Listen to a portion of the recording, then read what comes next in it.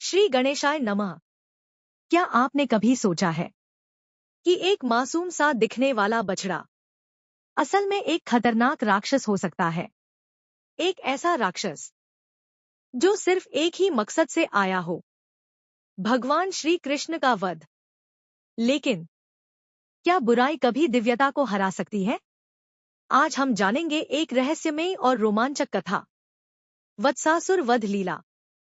गोकुल, एक छोटा सा शांत और पवित्र गांव, जहां हर सुबह गायों की घंटियों की मधुर आवाज गूंजती थी, जहां हर गली में बच्चों की हंसी सुनाई देती थी।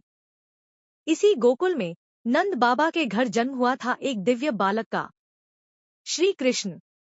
उनकी मुस्कान में जादू था, उनकी बांसुरी में ऐसा संगीत जो प्रकृति को भी मंत्रमुग्ध कर दे। उनके साथ थे उनके बड़े भाई बलराम। दोनों भाई रोज अपने मित्रों के साथ गाय बछड़े चराने जंगल जाते, खेलते, हंसते और आनंद में डूबे रहते। लेकिन इस शांति के पीछे एक तूफान छिपा था, मथुरा का अत्याचारी राजा कंस, जिसे एक भविष्यवाणी ने डरा दिया था कि उसकी मृत्यु उसके ही बहन के पुत्र के हाथों होगी। और वही बालक गोकुल में पल रहा था, कृष्ण। डर और क्रोध से भरा कंस बार बार राक्षसों को भेजता ताकि किसी भी तरह कृष्ण का अंत हो सके। पूतना, तृणावर्त और अब एक नया और भी चालाक राक्षस। इस बार कंस ने भेजा वत्सासुर, एक ऐसा राक्षस जो बल से नहीं, चालाकी से हमला करता था। वत्सासुर ने एक मासूम बछड़े का रूप धारण किया और चुपचाप गोकुल पहुंच गया।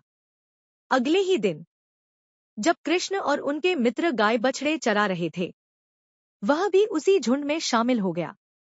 कोई उसे पहचान नहीं पाया, क्योंकि वह बिल्कुल सामान्य बछड़े जैसा दिख रहा था। लेकिन उसके अंदर छिपा था मौत का इरादा।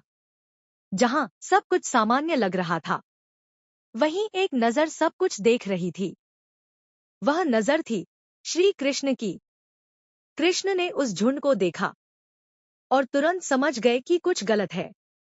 उनकी दिव्य दृष्टि ने पहचान लिया, वह कोई साधारण बछड़ा नहीं, बल्कि एक राक्षस है। कृष्ण ने बिना किसी को डराए धीरे धीरे उसकी ओर कदम बढ़ाए। वत्सासुर मौका देख रहा था, लेकिन उसे क्या पता कि वह खुद फंस चुका है। जैसे ही कृष्ण उसके पास पहुंचे, उन्होंने अचानक उसे पकड़ लिया। सभी मित्र चौंक गए, क्या हो रहा है? लेकिन अगले ही पल कृष्ण ने अपनी अद्भुत शक्ति दिखाई। उन्होंने उस बछड़े को हवा में घुमाया, इतनी तेजी से कि हवा भी कांप उठी। और फिर एक जोरदार प्रहार। कृष्ण ने वत्सासुर को एक विशाल पेड़ पर पटक दिया। टक्कर इतनी भयानक थी कि पूरा जंगल गूंज उठा। और उसी क्षण बछड़े का रूप टूट गया। उसका असली राक्षसी रूप सामने आ गया, विशाल, भयानक, लेकिन अब निर्जीव। वत्सासुर का अंत हो चुका था। सब कुछ फिर से शांत हो गया। गोकुल के बच्चे खुशी से झूम उठे, बलराम मुस्कुराए और सभी ने कृष्ण की जय जयकार की। कृष्ण फिर से अपनी बांसुरी बजाने लगे, मानो कुछ हुआ ही न हो। यह लीला हमें एक गहरी सीख देती है।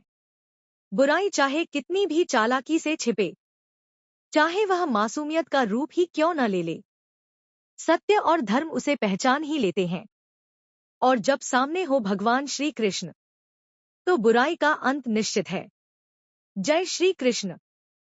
हर रोज ऐसी ही रोमांचक और भक्ति से भरी कहानियां देखने के लिए अभी चैनल को सब्सक्राइब करें और बेल आइकन जरूर दबाएं।